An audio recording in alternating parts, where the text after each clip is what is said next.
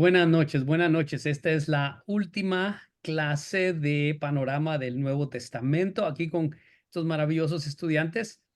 Damos gracias a Dios. Si usted está viendo esta clase y desea ver las otras clases, con mucho gusto, por favor, envíenos un mensaje. Eh, le recuerdo a todos los alumnos que muchas de las clases quedaron grabadas. Entonces, repásenlas, revísenlas. Inscríbanse, suscríbase al canal, por favor, durante este tiempo que no estemos en clases. Voy a estar subiendo algunas otras cosas, algunos otros videos, así es que manténgase conectado ahí en el canal. Pero bueno, quiero compartir algo muy, muy importante y quiero que pensemos por un momento. Quiero que pensemos por un momento en algunas cosas que voy a decir, ya que estamos terminando nuestro tiempo juntos. Avíseme si ya logra ver mi pantalla ahí. ¿Ya están viendo mi pantalla? Sí, hermano. Amén. Amén, qué excelente. Tres, tres frases que quiero que consideremos. Tres frases que quiero que pongamos en nuestro corazón y cuando las estemos leyendo, por favor, pensemos un momento en realmente de qué estoy hablando, de quién estoy hablando, en cuál es el objeto de estas frases. Así es que vamos con la primera. Cada vez que nos acercamos a la palabra, y hablo de esto porque es importante que no solo adquiramos conocimiento, sino que haya una transformación en nuestro corazón cada vez que nos acerquemos a la palabra, cada vez que tomamos ya sea una Biblia digital o que tomamos nuestro libro y nos acercamos a la palabra. eh, Algunas cosas a considerar, algunas cosas que quiero que consideremos, y esta es la primera. Número uno. No tengamos el deseo de leer algo e irnos de inmediatamente a la interpretación de lo que le han dado a otras personas. ¿A qué me refiero con esto? Las concordancias, los comentarios bíblicos, am, los sermones, cosas, interpretación que Dios le ha dado a alguien más. Es bello, es lindo, nos ayuda, enriquece nuestra experiencia cuando estamos leyendo la palabra. Pero antes de eso, amados hermanos, y este era uno de los objetivos de la clase, una de las maneras que me quise acercar a ustedes, era asegurándonos de no irnos inmediatamente a la interpretación que le han dado otras personas. ¿Por qué? Porque antes de meternos a la interpretación que le han dado a otras personas, tenemos que permitir que el Espíritu Santo, el Espíritu de Dios, que Él mismo nos enseñe, que Él mismo nos enseñe. Él nos puede hablar a todos y Él puede hablar a través de todos nosotros. En ningún momento hay exclusividad. He oído la frase, oh hermano, es que hay algunos que ya son más estudiados, yo no, o soy muy nuevo en esto, y que en mi corazón yo creo que Dios anhela revelarse a través de su palabra a todos nosotros y solo está buscando corazones que estén abiertos a lo que el Espíritu Santo nos dice. Entonces, por favor, al acercarnos a la palabra, te animo que de ahora en adelante no nos vayamos directo a decir, bueno, ya leí este versículo, ¿qué dice la concordancia? ¿Qué dicen los comentarios? ¿Qué dicen los demás que han dicho? Todo eso es bueno y enriquece, pero permite primero que el Espíritu Santo te hable. Él te quiere hablar. Número dos, no veamos en pedacitos.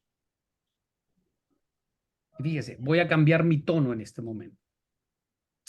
No veamos en pedacitos, veamos el todo, porque ninguna parte nos puede dar el mensaje entero.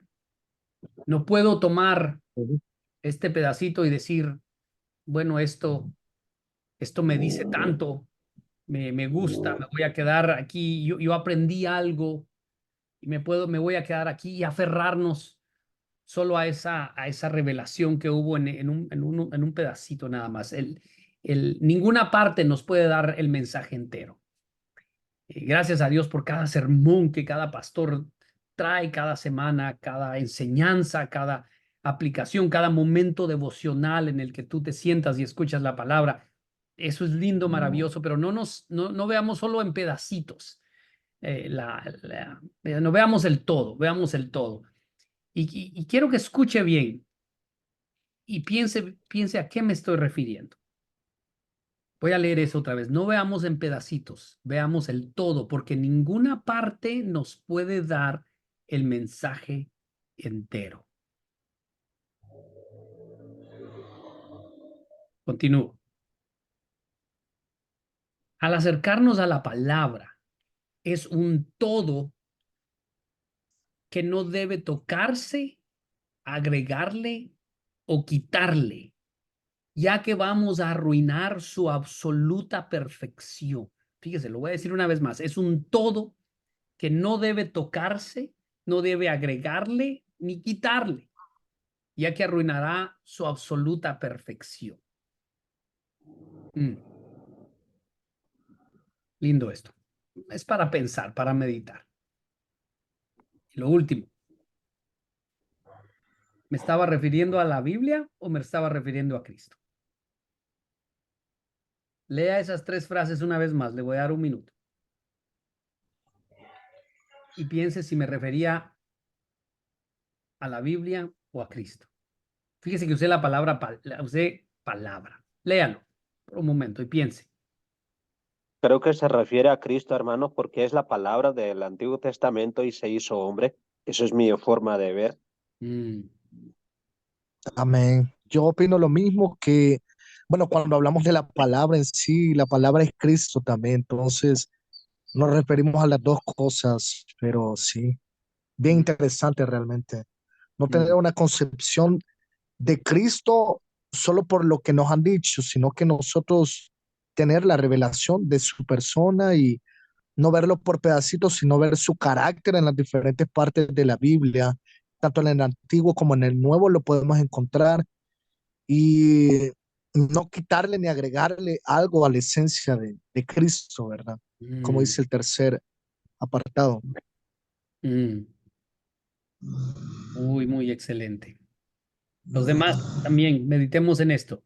Es, es importante el saber que al acercarnos a la palabra, nos estamos acercando a Cristo. Y al acercarnos a Cristo, nos estamos acercando a la palabra. Amén. Amén. Eh, quiero mostrarte algo más. Permítame un segundito, voy a traer algo. Y de la biblioteca.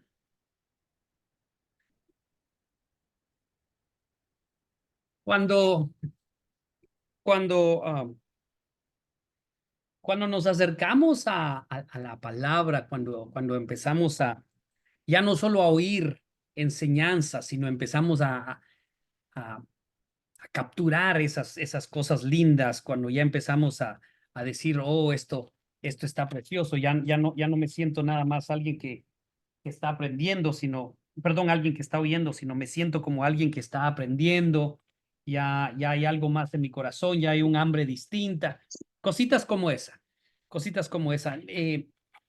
Tenemos que tener muy conscientes lo que acabo de decir, porque ser muy conscientes de lo que acabo de decir. Am, imagínense que en algún momento eh, yo me acerco y le digo, alguien descríbame esto. ¿Cómo está esto? Está muy, muy bonito, un adorno muy especial. Tiene una florecita, ¿verdad? Tiene un agujerito ahí, por alguna razón tienen un agujerito ahí de esa manera y, y podemos observarlo, ¿ok? Piense en eso que le acabo de mostrar, ¿ok? Tengo una mi bolsita aquí que me regalaron, voy a echarla aquí. Eh, vea esta otra pieza, vea esta otra pieza, mire qué bonito el color, me encanta, tiene un agujerito también. Ahí tiene un agujerito, tiene colores, tiene blanquito, tiene un poquito de rojito, ahí está muy, muy, muy bonito. Vea esta otra pieza. Mire esto. Esto es algo, hasta parece insignificante, ¿verdad? Tiene una entradita ahí, un pin, poco insignificante, pero importante. Ve esta otra pieza. Mire qué lindo. Mire qué lindo. Maravilloso.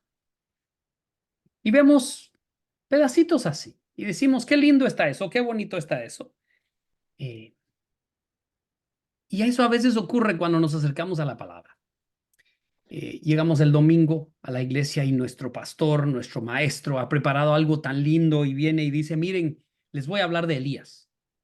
Elías era un profeta y esto, y nos cuenta la maravillosa historia de Elías y nosotros muy alegres hicimos, qué lindo eso, cómo descendió fuego del cielo, llovió, no llovió por 3 años y la viuda y esto, decimos, qué bueno, y llegamos y tomamos eso y lo metemos a nuestra vida, decimos, qué lindo, ya está en nuestro corazón, ya está en nuestro corazón. Y bueno, y venimos el lunes, ¿verdad? A la clase aquí de discipulado, de Antiguo Testamento, de Nuevo Testamento, y viene el profesor y nos dice, mire, les quiero hablar de Pablo. Pablo hacía esto, Pablo hacía el otro, Pablo tenía estas características, Pablo, y decimos, qué lindo, qué linda, qué bonita historia ahí. Y lo metemos a nuestra vida. Y viene alguien de repente y nos dice, vamos a hablar de las genealogías, algo, y decimos, eso no es tan importante, pero bueno, está bien, está bonito, y no le damos tanta importancia, y lo guardamos y lo metemos ahí en nuestro corazón. De repente viene alguien y nos habla del hijo pródigo y decimos, esa historia yo me la conozco, qué linda la historia del hijo pródigo, y le hacemos y todo, y lo metemos ahí. Y llegamos a nuestra casa y abrimos nuestra Biblia y leemos el Salmo 23. Y decimos, qué lindo el Salmo 23. Jehová es mi pastor, nada me faltará. Y ahí tenemos todo eso y lo vamos metiendo. Pero ¿qué ocurre?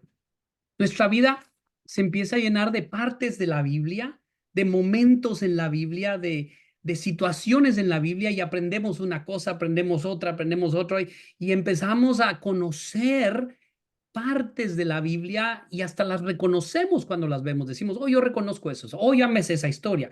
Y venimos de repente y tenemos un día malo, ¿verdad? Tenemos un día malo y decimos, estoy teniendo un día malo, voy a sacar el Salmo 23 de mi corazón. Y leemos, Jehová es mi pastor, nada me faltará. Qué bueno, me sirvió mucho. Y tenemos un familiar que está perdido y decimos, pues voy a sacar la historia del hijo pródigo. Y decimos, y nos recordamos de la historia del hijo pródigo y oramos y declaramos y todo. Y seguimos hacia adelante. Pero así vamos leyendo la palabra. Pero de repente empezamos a ver no solo la palabra, sino a Cristo y en toda la palabra. Y nos damos cuenta de Cristo, alguien lindo, alguien diferente a todo.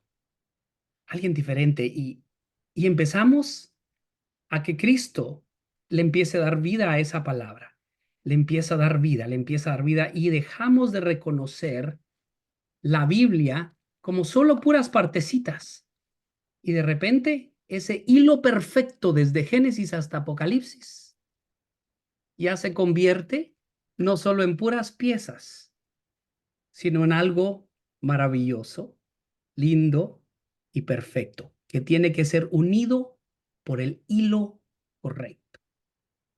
El hilo que viene desde Génesis hasta Apocalipsis.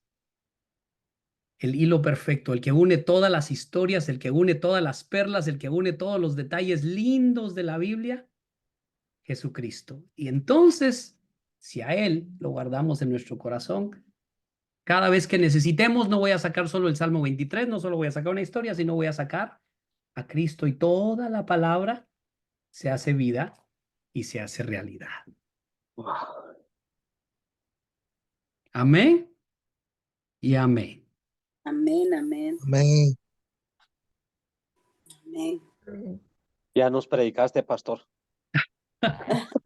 Quédese con eso en su corazón, por favor. Amén. Recuerde, no podemos acercarnos a la Biblia sin considerar que Cristo es el que lo une todo. Porque Así dice, la palabra misma dice, Él es el todo en todos. Él es el todo en todos. Les animo a que usen eso en su iglesia. Úsenlo cuando enseñen. De verdad, puede servir bastante. Mi esposa me armó todo esto y me enseñó cómo hacer todo. Pero bendito es el Señor, bendito es el Señor. Amén. Amén. Amén. Muy bien, vamos a entrar en un poco de materia porque es bueno esto y vamos a hablar, como les decía, de algunas cosas que tienen que ver con la Biblia, porque necesitamos tener eso y qué bueno que que en el currículum está puesto aquí, en nuestra conclusión del panorama del Antiguo Testamento, y que nos quede vivo eso para cuando entremos en el Antiguo Testamento, perdón, en el Nuevo Testamento, para cuando entremos en el Antiguo Testamento, llevemos esa mentalidad, llevemos esa misma mentalidad. Recuerden, el Antiguo Testamento no habla de Jesús, pero sí habla del Mesías. Recuérdese de eso, ¿ok? Jesús es el nombre que se le dio, ya vimos eso en las otras clases. Entonces, vamos a compartir la pantalla en este momento y vamos a gozarnos aquí. Permítame, tengo que tener mis notas listas porque con ustedes ya no se me pasa nada. Qué bárbaros, qué bárbaros, qué bárbaros. Sí, sí, sí, sí. No, no puedo. Pura bendición, pura bendición. Amén, amén. Si alcanzan a ver ahí mi presentación, donde dice Canón y la crítica de las formas. Muy bien. Vamos a ver dos cosas en este momento, que es el canón. Tal vez usted ya haya estudiado eso. Tal vez va a ser un buen repaso para usted, el canón de las escrituras. Y luego vamos a ver un poco de la crítica textual. ¿Qué significa eso? ¿Qué es la crítica textual? Vamos a aprender algo bonito el día de hoy en cuanto a eso se refiere. Me gusta mucho la manera en que el currículum define lo que es un canón, el canón bíblico. Canón bíblico. ¿A qué se refiere cuando usamos esa palabra? El término canón originalmente significaba una vara. Luego vino a ser una regla para medir. Era un instrumento, una herramienta que se usaba para medir. Luego llegó a significar una regla, una norma, algo establecido, una norma establecida. Entonces, ha tenido una evolución esa terminología, ese término, esa palabra.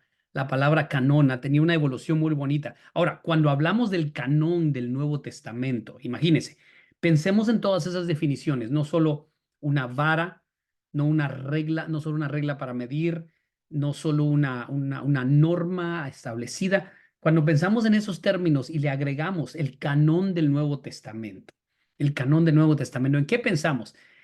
Eso se refiere a una lista, fíjese la palabra, autorizada, una lista autorizada de los escritos cristianos que la iglesia ha aceptado como escritos que fueron inspirados divinamente. ¿A qué me refiero? Hay muchos escritos, muchos libros, muchas cartas que circularon y fueron traídas a la luz durante el tiempo de Jesús. La gente escribía en ese tiempo, escribía sus anécdotas, sus encuentros con Jesús. También entre los cristianos se mandaban cartas y pues de ahí salieron otros escritos. Y a ellos se les llama los escritos no canónicos, no canónicos. Por ejemplo, existe un relato de la vida de Jesucristo desde el punto de vista de María, como mamá. Ella dice la Biblia que ella guardaba todas estas cosas en su corazón y se cree que en algún momento alguien la entrevistó y ella da su relato.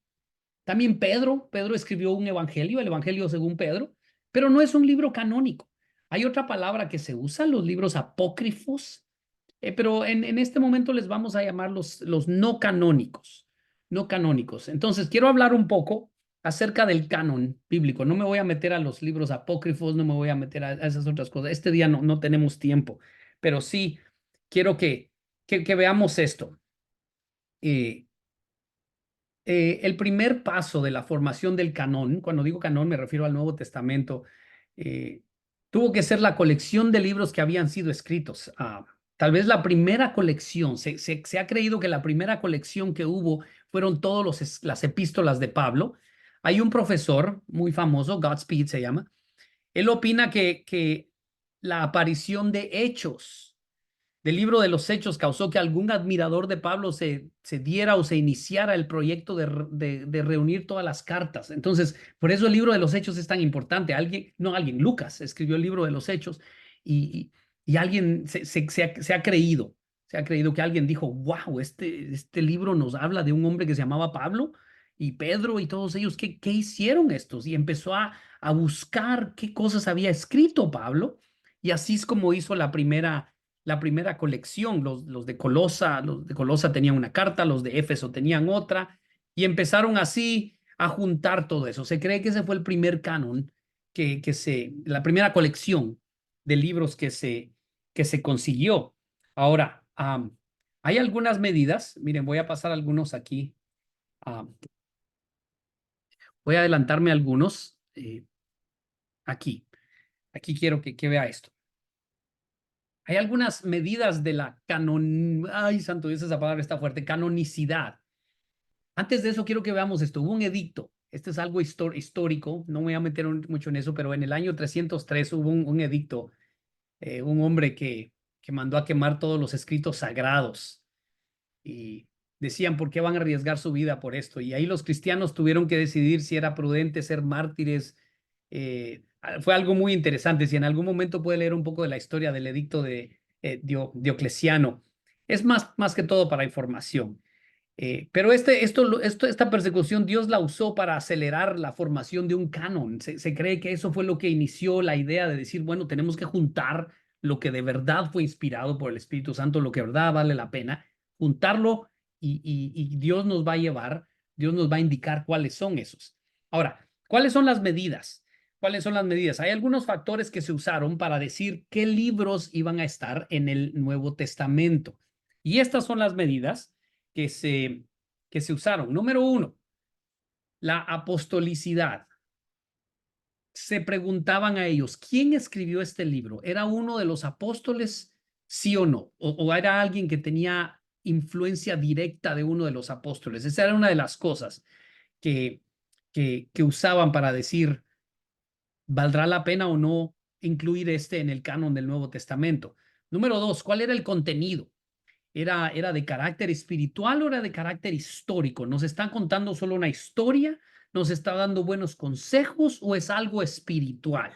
Es algo espiritual. Es por eso que esa debe ser la razón por la que los apócrifos, los libros apócrifos fueron eliminados del canon de la Biblia que nosotros usamos ahora, porque eran libros con mucha información, buenos consejos, buenos conceptos, pero no eran de carácter espiritual.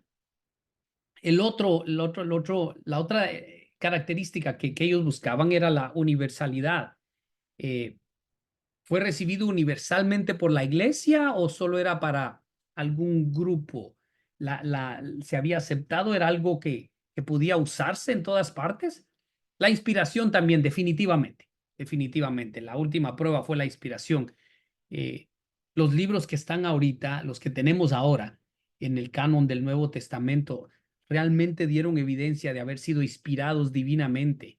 El Espíritu Santo guió a la iglesia definitivamente para seleccionar estos libros. Pudimos haber usado tantos métodos, las personas que los juntaron pudieron haber usado tantos métodos, pero realmente dijeron, no, estos son inspirados. Y Dios fue el que habló y damos gracias a Dios por eso. Dios fue el que habló y dijo, estos son los libros que fueron inspirados por el Espíritu Santo. Quiero que veamos esto también, muy, muy bonito. ¿Cómo se reconoce si un libro es inspirado?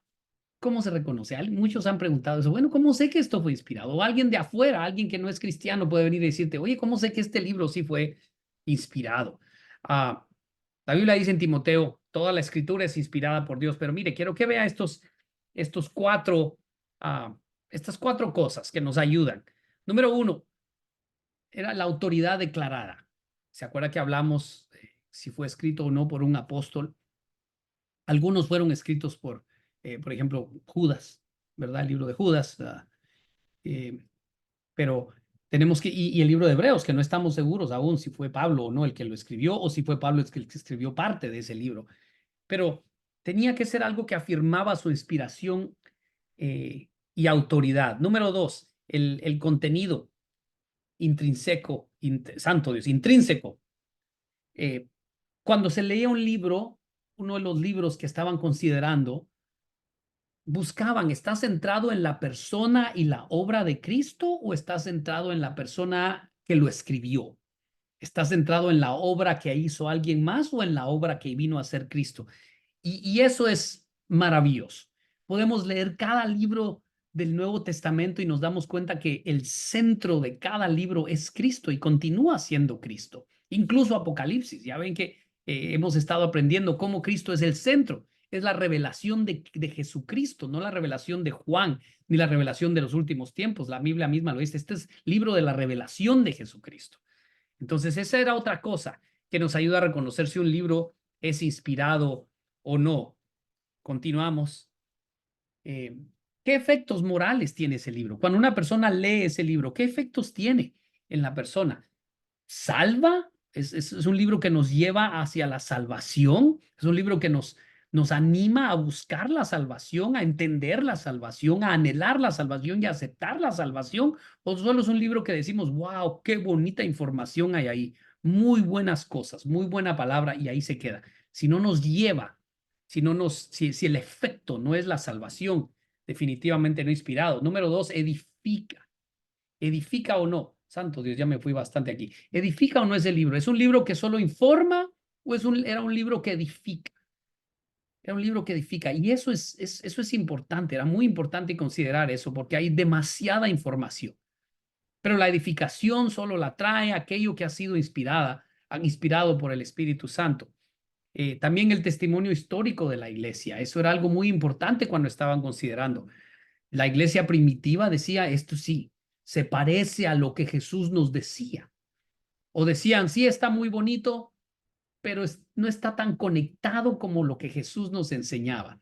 La iglesia primitiva fue un instrumento muy esencial en la búsqueda del canon, porque tenían que asegurarse tenían que asegurarse que tenía que ver, estaba conectado con lo que Jesús había enseñado. Y por ahí vinieron los individuos escritos, luego en el presente, el testimonio del Espíritu Santo que actúa en el presente, o sea, el día de hoy, el testimonio del Espíritu Santo que actúa en nosotros, el testimonio de aquellos que se han convertido, porque recuérdese que la iglesia no determinó el canon, la iglesia lo reconoció. Lo reconoció. ¿A qué se refiere esto? Y esto es muy importante que lo entendamos. No fue la iglesia que dijo, este es, sino que la iglesia lo vio y dijo, sí es este. Lo reconoció. Entonces, eso es importante. Es importante saber, es importante reconocer estas cosas aquí. Quiero adelantarme un poco más en esto y entramos a la segunda parte. Entramos a la segunda parte. Una vez más, esto es información, tome nota, vea el video. Es buena información que tengamos presente. En algún momento le va a tocar a usted enseñar, entonces tenga estas cosas presentes. Ahora, la crítica textual. ¿Qué es eso? Esta es la segunda cosa que quiero que hablemos el día de hoy. Y sé que hoy me estoy yendo diferente, pero quería que cubriéramos este material. ¿Qué es la crítica textual? ¿Qué es eso? Eso es algo que nosotros hacemos. Dese cuenta, las palabras en rojo. La crítica textual tiene por objeto intentar reconstruir, fíjese, intentar reconstruir utilizando criterios científicos el texto más próximo al que nos dejaron los escritores del Nuevo Testamento. Ello a partir de la información que nos proporcionan miles de manuscritos que existen. ¿Qué es lo que estaba pasando? Los escritos originales, aquellos que fueron firmados, todo lo original que fue escrito ya no existe. No hay ninguna copia de eso. Se han encontrado copias, pero el original, no hay ninguna copia, no hay ningún original, perdón.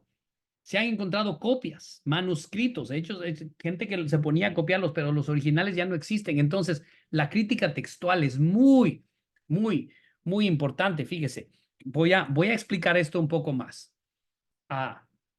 Para llevar a cabo la reconstrucción de un texto, estos son los pasos que se tenían que hacer. Estos son los pasos que tenían que hacer. Tenían que reunir todos los manuscritos que se conservaban. Tenían que decir, muy bien, ¿qué es lo que realmente nos dijo? Voy a usar un ejemplo. ¿Qué es lo que realmente nos dijo Pedro?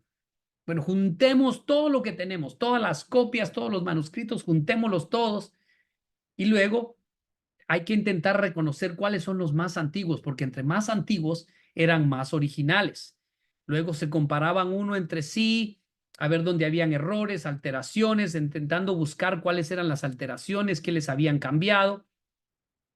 Luego se reunían, los ponían en familias, digamos, decían, ok, estos son los de Pablo, estos son las cartas pastorales, estas son así como en familias, como en grupos, y entonces buscaban cómo iban evolucionando, decían muy bien, este como que es más antiguo, este es más nuevo, ¿por qué fue que se hicieron estos cambios? ¿Por qué fue que le cambiaron esta palabra? ¿Por qué fue que le añadieron esto?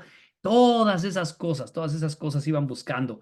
Y luego evaluaban las lecturas con distintas variantes. ¿Para qué? Para decir qué es lo que más se acerca al original, qué es lo que más se acerca al original, para descubrir realmente lo que habían dicho los que habían escrito el Nuevo Testamento. Porque es que Lucas dijo, he decidido investigar diligentemente. Qué interesante que Lucas dijo, hice una investigación muy diligente. Entonces los que juntaron el canon dijeron, ¿qué realmente nos quería decir Lucas? ¿Por qué dijo diligentemente? Hay algo importante y juntaban todo, juntaban todo. Ahora, mientras iban haciendo eso, habían unos términos importantes. Y si ha tomado nota o si ha tomado poquita nota, está bien, pero estos términos quiero que sí escriba por lo menos el término y aunque después tengamos que elaborarlo, porque sí quiero que veamos unos términos importantes. Fíjese. Ah, voy a pasar al siguiente. Ok, aquí hay varios, pero quiero que consideremos uno nada más de todos estos, todo esto está en su libro, pero quiero que consideremos uno. Vea el último, el etíope. Había una versión etíope, había unos escritos etíopes. Etiopía, un país en África. Ah, poco se sabe acerca del origen del cristianismo en Etiopía, según Hechos. También se desconoce cómo es que obtuvieron una Biblia. Nadie sabe cómo es que ellos obtuvieron una Biblia. Ah, pero quizás haya sido más o menos en el siglo IV, en el siglo V. Se han encontrado algunos ejemplares. Ahora, creo que usted y yo podemos regresar a la historia de Felipe y el etíope, ¿verdad? Que llevaba unos escritos con él. Y sabemos que se bautizó, continuó su viaje y llegó hasta allá. Entonces, se ha creído que históricamente este es el hombre que inició el evangelismo de toda África. Y qué interesante que era en el etíope y allí en Etiopía es que apareció esta versión etíope del canón. Una vez más, no están seguros cómo llegó, pero sí apareció por ahí. Se cree que este hombre etíope tuvo algo que ver en el inicio de todo eso. Ah, aquí también hay otro. Aquí quiero que que nos concentremos en en el primer término, la latina antigua.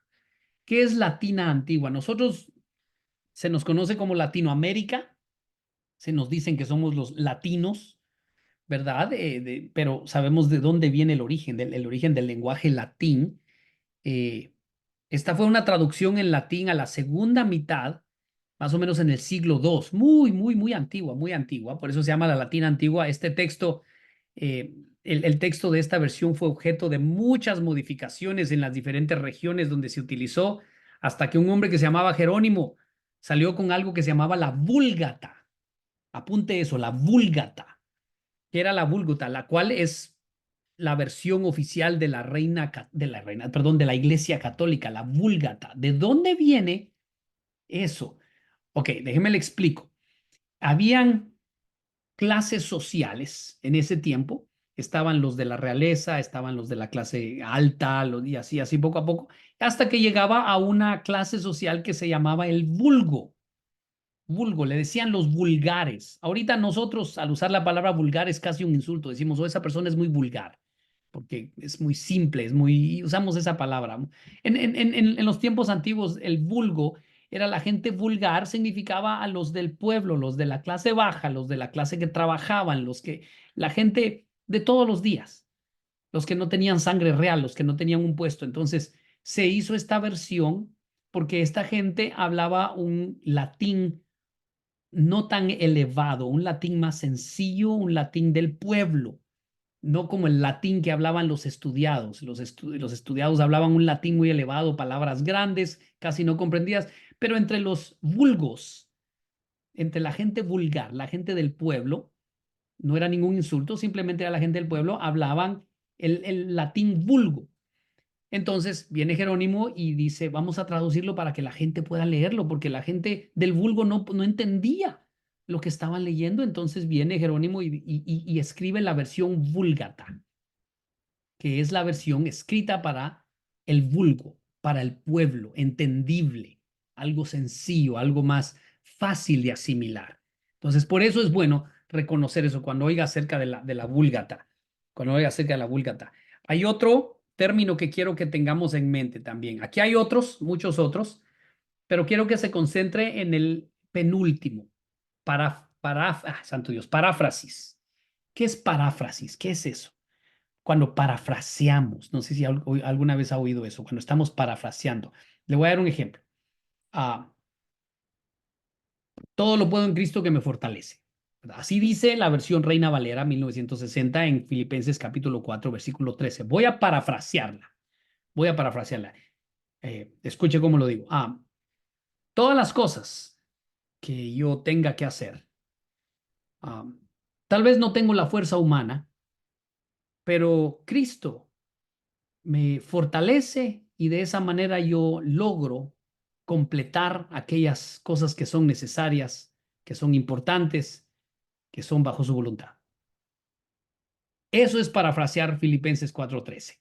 Fíjense, dije lo mismo, solo que lo dije ya con mis palabras, con mi entendimiento, de la manera que yo lo hubiera dicho. Eso es parafrasear. Eso es parafrasear. Entonces, hay muchas versiones parafraseadas que contienen una traducción libre y frecuentemente muy amplia del texto original. Y para que sea más fácil leerla, para que sea más fácil leerla, para que la entendamos. He ahí la razón por la que hay muchas versiones de la Biblia y cada vez usa un español, voy a hablar así, un castellano más simple y más simple y más simple. Hay una que se llama la TLA, traducción al lenguaje actual. Y cuando uno la lee es como si estuviera teniendo una plática con alguien más. Le quitaron el vosotros, le quitaron el sois, le quitaron el coméis y le pusieron coman, le quitaron el hacéis y le pusieron el hacen. Todos esas cosas del español antiguo se la fueron quitando y ahí así han salido la nueva versión internacional, la nueva traducción viviente. Pero el parafrasear va mucho más allá. El parafrasear es decir, bueno, voy a decir lo mismo, pero lo voy a decir con mis palabras. Así es que muy importante el tener eso en mente. Cuando usted esté parafraseando la Biblia, asegúrese de no perder la esencia, lo que decía al principio, no le cambiemos, no lo modifiquemos porque no podemos eh, arruinar algo que es absolutamente perfecto, ¿verdad? Pastor, yo tengo una pregunta Dígame, mi con hermano. respecto a eso. Entonces, para usted, ¿cuáles serían unas versiones que se acercan más al original? Ahorita voy para allá. Ahorita voy para allá. Ok, Muy ok. buena pregunta, muy buena pregunta, muy buena pregunta. Para mí, y voy a dar mi opinión, eh, pero sí hay algo documentado. Gracias, mi hermana. Muy buena pregunta, muy buena pregunta. Fíjese, en esta diapositiva quiero que vea la primera. Hay una versión que se llama la versión Peshitta. La versión Peshitta. Esa es una versión del Antiguo Testamento. Es la más antigua de las versiones. Se cree perdón, no del Antiguo Testamento, de la Biblia Peshitta. Es una de las más antiguas. Se cree que viene desde la mitad del siglo segundo, muy, muy antigua. Y aunque en la forma actual, la que tenemos ahora, va hasta el siglo V. Si en algún momento usted tiene la oportunidad de comprar una Biblia, la Biblia Peshitta, así se llama. Creo que hay versiones electrónicas, pero la venden, la Biblia Peshitta. ¿Qué tiene de lindo la Biblia Peshitta? La Biblia Peshitta la tomaron del original y se fueron directo al español. Ah, la Reina Valera. La Reina Valera primero pasó por el latín, que era la Vulgata, después creo que hasta pasó por el inglés primero. No, no, no, no, por favor, no vaya a decir que así fue, solo estoy diciendo aquí, pero la Reina Valera pasó por muchas, muchas evoluciones hasta lo que tenemos ahorita. La Reina Valera, yo creo que ahorita va en 2015, creo, ¿no? Algo así. Tenemos la 1960, luego la 1995 y en el siglo XXI parece que ya salió otra, pero la Peshitta, si alguna vez puede comprar la Biblia Peshitta, adquiérala, léala, asimílela, muy, muy, muy bonita. Ah, hay dos cosas más aquí que quiero decir antes de entrar y contestar la pregunta de mi hermana. está algo que se llama los rollos del Mar Muerto. No tengo conmigo la foto, un amigo mío tiene la foto, pero había un joven, un pastor, un hombre que era pastor de ovejas y andaba explorando un área que está cerca del Mar Muerto, cerca de la ciudad de Petra, y pues andaba pastoreando sus ovejas y se metía a las cuevas. Hay unas cuevas ahí en esa área, hay muchas cuevas donde se usaban para descansar, para esto, para lo otro, y se metió a una cueva y encontró ahí unos rollos y eran versiones de algunos de los libros de la Biblia. Me parece que Nehemías y Esdras, me parece que, no, la verdad no recuerdo en este momento. Me perdonen, mil disculpas. Pero puede encontrar esta información en la internet y la sacó y dijo, miren lo que encontré, y se dieron cuenta que era copias es más, eran más antiguas de las que ya tenían. Entonces esos rollos del Mar Muerto era una colección de unos 800 escritos de origen judío y estaban en arameo y en hebreo. Entonces, fíjese que los encontraron en 1947, un año antes de que Israel se hiciera una nación. Entonces, muy lindo, muy linda la historia de esos rollos del Mar Muerto. Creo que en algún lugar los tienen, en algún museo deben tenerlos. Y luego, la versión Septuaginta, tal vez ha oído acerca de eso, la versión Septuaginta, era la versión de los 70. ¿Qué fue esto? Esto es cuando agarraron el Antiguo Testamento del hebreo y lo pasaron directo al griego. ¿Por qué? Porque el Nuevo Testamento ya ve que fue escrito más en su mayoría en griego. Por eso cuando si encuentra algún Nuevo Testamento en griego, ese así fue escrito, pero hubieron 72 eruditos israelitas que en 72 días agarraron toda la ley y la tradujeron a la ley de Moisés y lo tradujeron al griego. Santo Dios, se imagina qué trabajal el de estos hombres. Yo no sé ni cómo le hicieron, porque ir del original, el hebreo original al griego, debió haber sido un trabajo muy grande. No sé si alguno aquí alguna vez ha tomado una clase de griego, es un dolor de cabeza. Santo Dios, es bien complicado. Pero quería que tuvieran estas cosas aquí en su corazón, mis hermanos. Muy bien, voy a detenerme aquí por un momento. Ay, yo sé que eso fue bastante información y fue muy fuerte. Voy a detener la grabación por un momento para que descansemos aquí